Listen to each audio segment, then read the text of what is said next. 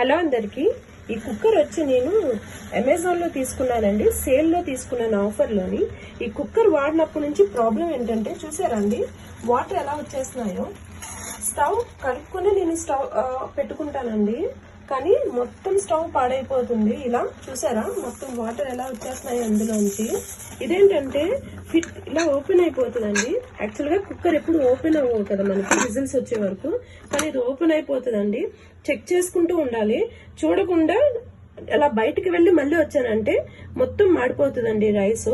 So ఈ cooker తో అదే ప్రాబ్లం వస్తుందండి. 3 in 1 ఇచ్చారండి, 3 ఇచ్చారు.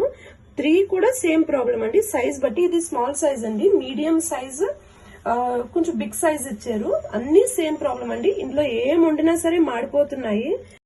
వాటర్ కూడా 1:3 వేసుకుని దగ్గరుండి చూసుకుంటే అవుతుందండి, లేకపోతే మొత్తం పాడైపోతుంది.